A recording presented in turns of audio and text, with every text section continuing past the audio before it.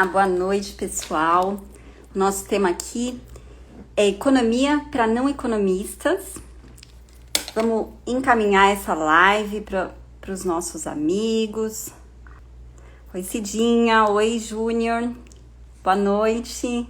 Encaminhem aí a live para os amigos, para umas 3 pessoas mais ou menos, porque o Instagram ele não entrega. Muito bem, obrigada, Cidinho. Obrigada pelos coraçõezinhos. Oi, Karen. Bom, pessoal, a gente vai falar de economia para não economistas. Só encaminhar mais para algumas pessoas aqui e a gente já vai começar. Bom, a gente já vai começar. Então, é assim, vou começar dizendo que ninguém aqui precisa ser economista ninguém aqui precisa ser economista, mas precisa saber pelo menos o básico, né? Por que precisa saber o básico? Porque a economia impacta diretamente nos seus investimentos, na sua vida, no seu trabalho, na sua família, né? Então, a ideia é ser um assunto leve, mas esclarecedor, tá? E a gente vai começar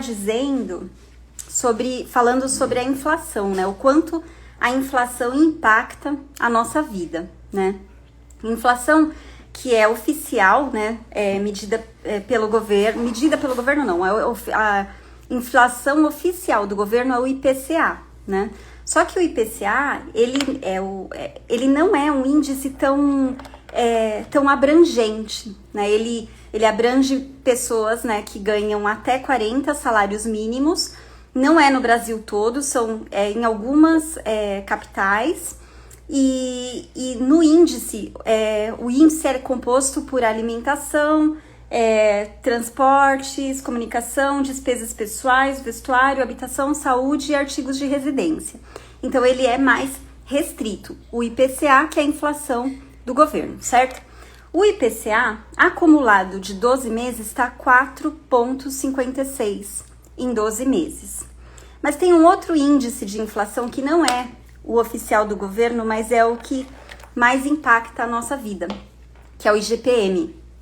E o IGPM, acumulado 12 meses, está 28,94% em 12 meses. Oi, Moisés, Daniel, Aline, Cristiano. Obrigada, boa noite. Então, assim, o IPCA, a inflação oficial do governo, está em 4,56, acumulado 12 meses. O IGPM é um índice mais abrangente, né? Lembra que eu falei que o IPCA, ele olha para as pessoas até 40 salários mínimos, não é no Brasil inteiro, é em algumas capitais. Oi, Nádia. E ele olha alguns setores da economia, obviamente setores que impactam a vida de todas as pessoas, mas não é tudo que ele olha. O IGPM, ele já olha muito mais coisa e olha o Brasil inteiro, né? E esse IGPM está em quase 29%, acumulado 12 meses. Então, a gente tem aí uma inflação bem alta, né? Que precisa ser controlada. Certo? O IGPM, ele também, ele corrige, né, contratos de aluguel, tarifas públicas, seguros, a maioria das coisas, né, abrange também educação, abrange imóveis, energia, abrange seguro, saúde, né? E gente, o que acontece com o seu bolso quando a inflação sobe? Escrevam aí pra mim, o que acontece com o seu bolso quando a inflação sobe? A gente perde poder de compra, né? O nosso dinheiro, aquela mesma quantidade de dinheiro, é capaz de comprar menos coisas, não é verdade? Assim, o que primeiro a gente vê, né? Paga mais por menos, é isso mesmo. A gente paga muito mais por menos. Tem um exemplo que eu costumo dar para exemplificar, né, o que é a inflação. Imagina que tem, é isso mesmo, é a desvalorização do dinheiro. Inflação é o aumento contínuo e generalizado do nível geral de preços. O que é isso, né? Trocando aqui em miúdos. Os preços começam a subir e aí a gente tem esse efeito direto, né? Que a gente perde poder de compra. E aí o exemplo é assim, imagina que você tem um saco, né, uma bolsinha de dinheiro e aquela bolsinha é capaz de comprar, vamos supor, toda a riqueza do Brasil. É capaz de comprar com aquela bolsinha de dinheiro. E de repente tem uma inflação muito alta e aí você precisa de 2 bolsinhas daquela para comprar a mesma quantidade de toda a riqueza do Brasil. Então isso é como a gente exemplifica, como a gente desenha a inflação, né? Como a gente dá um exemplo aí mais concreto do que é a inflação. Oi, Rafael, oi, Ellen. E aí a gente falou de um efeito da inflação, certo? E além disso, né, da gente perder o poder de compra, o que mais que acontece? Tem um efeito muito negativo sobre a distribuição de renda no país. Por quê? Porque as pessoas que ganham menos, elas têm menos condições de proteger o dinheiro da inflação. Elas gastam uma parcela maior da renda delas com alimentação. Então, a distribuição de renda, né, como um todo no país, ela diminui, ela fica muito pior.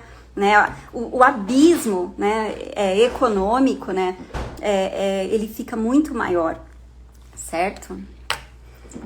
Que mais? Quais outros efeitos que a inflação ela traz, né, pra gente? Existe um desestímulo às aplicações financeiras. Por quê, gente? Porque como o dinheiro ele começa a desvalorizar muito rápido, às vezes nem a aplicação financeira não é capaz de segurar o dinheiro. Então, às vezes, é melhor a pessoa comprar bens duráveis do que ter o dinheiro numa aplicação financeira que não esteja atrelada à inflação, né?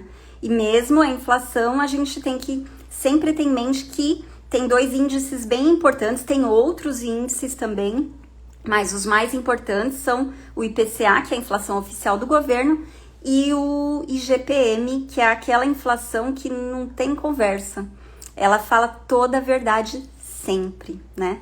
E aí a gente vê a diferença, né? O IGPM quase 29% acumulado em 12 meses e o PCA 4,56% acumulado 12 meses. E o que mais que a inflação traz de efeito, né? Então, ela também estimula, né, a compra de imóveis, de terrenos, de terras, né? Por quê? Porque geralmente você garante o valor do seu dinheiro quando você adquire bens duráveis, né? Bens, terras, imóveis e terrenos. Você não perde o valor do dinheiro, né? Muitas vezes a aplicação financeira não vai te dar essa garantia, mas um imóvel vai, né? E outra coisa, e quando o governo resolve fazer aquela indexação financeira, né? O que acontece? Aí ele também, ele estimula o quê? O desvio dos recursos que seriam destinados para o investimento produtivo para as aplicações financeiras, né? Então, assim, quando o governo começa a indexar tudo, vê que a inflação está subindo e aí começa a indexar os preços, né? Reajustar, isso vai ter um desestímulo no investimento produtivo. Isso é muito negativo, né, para a economia como um todo, porque isso impacta até na criação de novos empregos, né? Porque se não tem investimento produtivo, não tem emprego. Vocês concordam comigo? Tô falando alguma bobagem? Gente, mandem os coraçõezinhos aí, hein? Senão eu não vou saber se vocês estão gostando ou não. O Instagram não entrega esse conteúdo.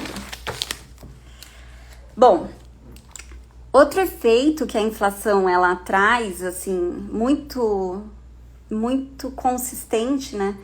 É que quando a gente entra num processo inflacionário, a gente começa a criar expectativa de inflação para o futuro. E quando a gente cria expectativa de inflação, aí a inflação ela se retroalimenta. Ela se retroalimenta e aí ela continua subindo e o processo de conter a inflação fica cada vez mais difícil, tá bom? Quem ganha com a inflação, vocês têm ideia? Pois é. No longo prazo, quase ninguém ganha com a inflação, tá? Mas no curto prazo, pode sim haver ganhos, por exemplo, no sentido de pessoas que contraíram dívidas muito no comecinho do processo inflacionário. Então, essa dívida, né, ela não traz o componente expectativa sobre uma inflação futura. Então, geralmente você contratou uma dívida mais barata e aí, como o dinheiro vai se desvalorizar em termos reais, né? Como a inflação vai comer aquele dinheiro, em termos reais você vai pagar mais barato pelo empréstimo, pelo financiamento, tá? Então, no curto prazo tem esse ganho para quem fez dívida lá no comecinho do processo inflacionário. Só que assim, gente, no longo prazo o processo inflacionário não traz benefício para quase ninguém. Ele desarticula assim totalmente o sistema econômico. Ele vem como se fosse um rolo compressor mesmo, sabe? Ele passa por cima de tudo. E aí, oi Jane, oi Milane, Dério, Josi. E aí, gente, o governo ele tem que tentar conter a inflação, né? E quem faz, quem tem os instrumentos, né, para fazer a política monetária contracionista ou política monetária restritiva, o que é isso? É reduzir a oferta de moeda na economia para diminuir a inflação. É isso que o governo precisa fazer e ele faz isso por meio do Banco Central, né? E como que o Banco Central faz isso, gente? Ele faz o quê? Ele tem que aumentar a taxa de juros, né? Quando ele aumenta a taxa de juros, não que seja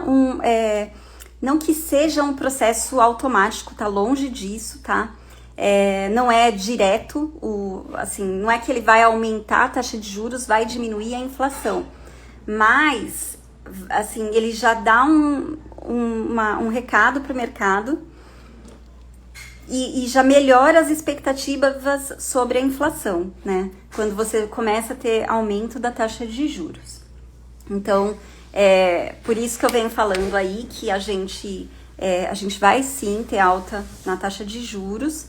A gente precisa, né? O Brasil não comporta a Selic, né? A taxa de juro oficial a 2% ao ano, né? Por que não comporta? Porque nós temos o famoso risco Brasil, né? E assim, o estrangeiro traz dinheiro para cá, mas ele sabe que aqui tem risco político, risco fiscal, tem vários riscos aí envolvidos, né? E aí ele traz o dinheiro, mas se a taxa de juros aqui começa a baixar tanto, aí já não vale a pena, porque aqui a taxa de juros tá comparando com países desenvolvidos, onde o risco é muito mais baixo. Então, o investidor estrangeiro, ele prefere levar o dinheiro para o exterior, onde ele tem menos risco, para deixar o dinheiro dele, certo? Então, quando a taxa de juros, ela tá tão baixinha, a gente tem indiretamente, né? A gente também pode ter uma evasão de divisas. O que é evasão de divisas? Gente, se eu falar alguma coisa aqui que vocês não entendem, vocês podem me perguntar, tá bom? Mas evasão de divisas como que a gente fala? É a fuga de dólares para o exterior, né? São os estrangeiros levando os dólares que eles trouxeram para o Brasil, levando embora, né? E aí a gente tem o quê? Quando acontece isso, ainda tem outra coisa, olha só. Quando os estrangeiros levam os dólares para fora do Brasil, diminui o que com o nosso estoque de dólar? Diminui, né? Acontece o que? Diminui o estoque de dólar. Quando diminui a oferta de dólares, acontece o que com o preço do dólar? Sobe, né? É oferta e demanda. E aí, gente, quando o dólar sobe, a gente também vai ter uma inflação aí, que ela vai ser causada por quê?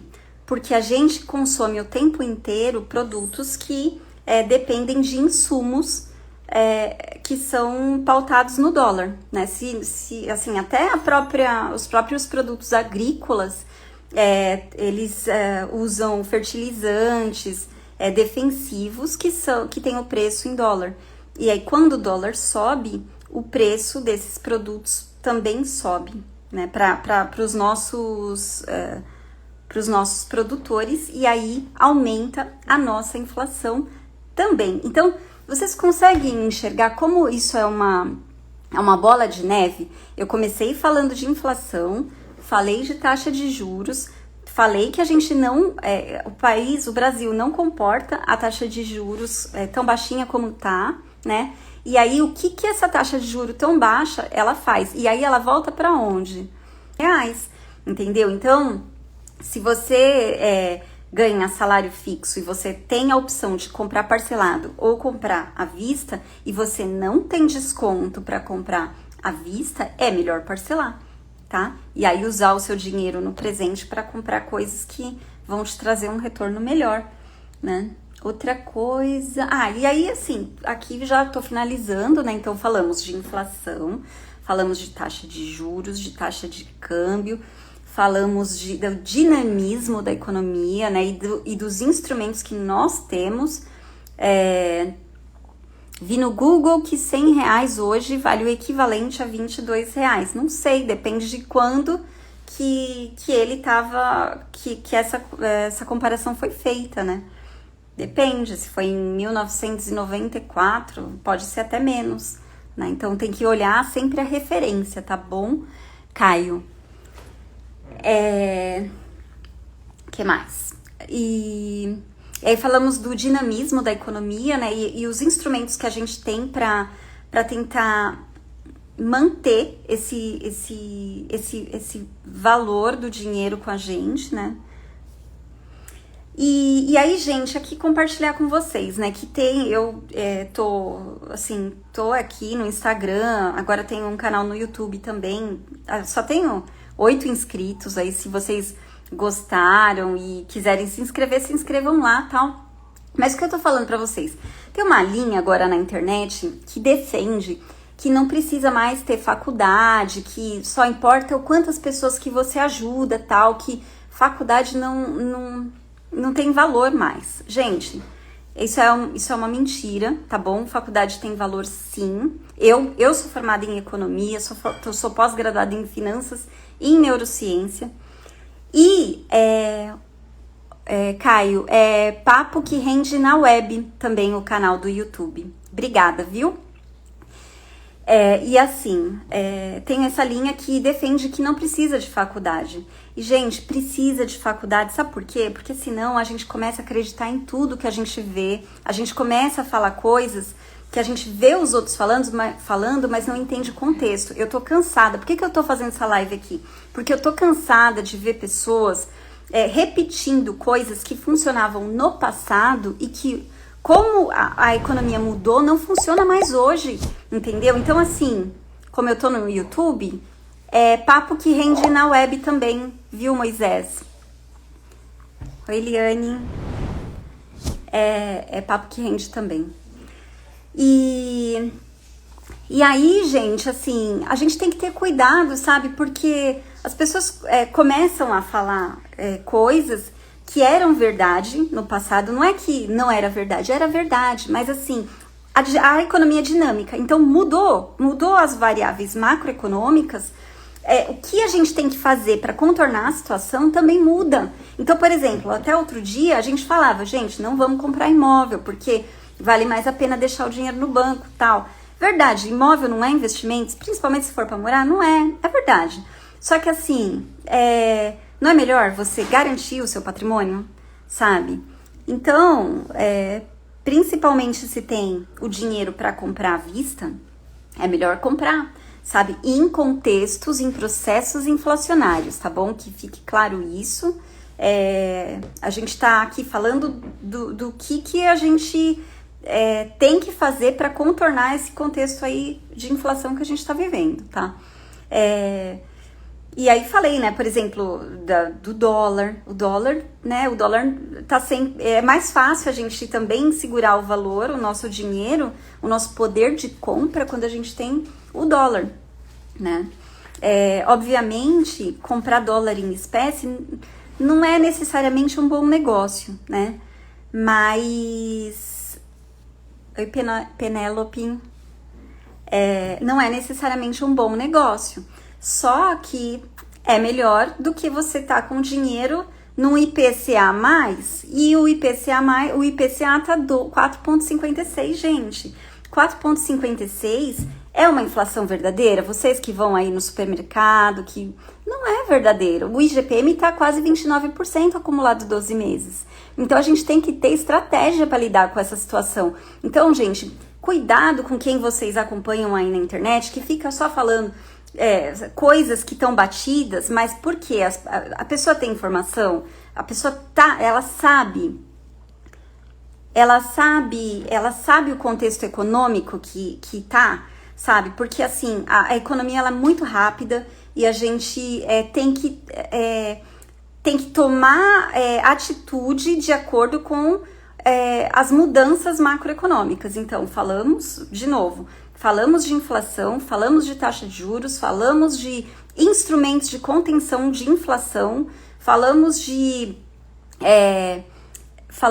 taxa de câmbio, né? Falamos inclusive sobre o efeito do câmbio na inflação, né? Então é muita coisa. Então assim, vocês veem que não precisa ser economista, não precisa ser especialista em finanças, mas o básico, gente, vou falar uma coisa pra vocês. De nenhuma área do conhecimento a gente precisa saber tudo, tá? Mas a gente precisa sempre saber o que é mais importante, tá? Porque o que é mais importante é o que vai fazer diferença no final das contas, tá? Lá no seu bolso, é isso que vai fazer diferença.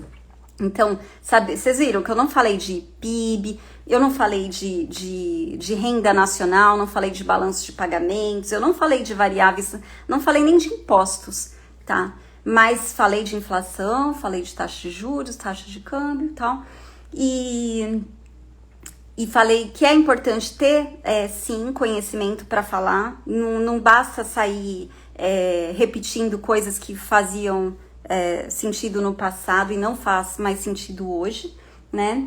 E falar para vocês que quem gosta da minha abordagem, que eu dou mentoria, né, de investimentos, e a forma como a minha metodologia é da seguinte forma: aprender a investir do zero, para já ter resultados a partir, por exemplo, deste ano. Eu tô com uma turma que começou agora em fevereiro, e é uma metodologia que ensina você a investir de forma simples, segura, acessível e rentável. Por quê? Porque eu não sou vida louca e eu não quero ninguém perdendo dinheiro. Tem gente que faz mentoria comigo e que tá aqui na live sabe bem que eu falo isso, né? Então, a gente tem que ter responsabilidade, né? Porque o dinheiro, ele não é fácil de ganhar, então a gente também não pode ficar correndo grandes riscos, né? Mas de forma simples, segura, acessível e rentável também, tá bom, gente? As aulas, né? As mentorias, elas geralmente acontecem segundas-feiras à noite, por volta das 8h30 da noite, e a gente conversa até umas 10 horas da noite, e é sempre ao vivo, sou eu com vocês, e pelo Zoom, tá bom? É isso. Vocês ficaram com alguma dúvida? Manda aqui pra mim que eu já respondo agora, porque é assim, ao vivo. Alguma dúvida a respeito do que a gente conversou aqui? Quem quiser saber mais alguma coisa, me manda por direct, que aí eu faço outra live na semana que vem. Bom, então é isso. E se tiverem alguma dúvida... Ah, e outra coisa que eu vou querer que vocês façam. Eu vou publicar a live agora e aí eu quero que vocês escrevam nos comentários o que eu falei aqui que mais marcou vocês. Tá? É importante. O que vocês... o que ficou mais marcado na cabeça de vocês disso tudo aqui que a gente conversou hoje. Tá? É bem importante pra mim, porque aí eu vou saber se eu conseguir transmitir a mensagem ou se não conseguir, eu faço de novo até conseguir. Como comprar dólares pelo banco, eu compro, quando compro dólar, eu compro no Itaú. Eu vou na agência e compro. Inclusive no Itaú dá pra comprar até pelo mobile, pelo celular. Você entra lá no aplicativo e já compra, você garante a taxa do dia, a taxa do momento, né? E depois você retira na agência. É bem simples, na verdade. Ou então, Moisés, você também pode fazer uma aplicação num fundo cambial, que também na verdade, gente, aplicação em fundo cambial, ela como é que eu falo? Ela é uma forma da gente se proteger. A gente não deveria fazer aplicação em fundo cambial assim, vou fazer uma aplicação em fundo cambial. Mas em momentos de incerteza, é assim, ó, o que eu costumo falar? Se o mundo acabar, o dólar sobe, tá bom? Se o mundo acabar, acabou, o dólar sobe, tá bom? Quem é mais velho sabe, se lembra lá da época do 11 de setembro, né? Que os Estados Unidos foi fortemente atacado. E o que aconteceu? Mesmo com tanta incerteza, o dólar subiu, e subiu bastante. Então, o investimento em dólar é sempre uma forma da gente se resguardar, tá? Às vezes a gente até perde um pouco de dinheiro, né? Porque às vezes começa a cair um pouquinho, né? Hoje mesmo o dólar caiu porque o Banco Central fez 2 intervenções importantes, né, no mercado. Ele injetou muito dólar na economia hoje. E por que ele fez isso? Para já dar uma sinalização para o mercado que ele vai subir a taxa de juros Selic, tá? Então, percebem como é tudo muito interligado, sabe? É tudo muito conectado. A economia é toda muito conectada, tá, gente? É isso. Por hoje foi só. Então, vocês lembrem, por favor, de escrever lá nos comentários o que vocês o que eu falei aqui que mais marcou na cabeça de vocês, para eu saber se eu consegui transmitir a mensagem, tá bom? Um beijo e até mais!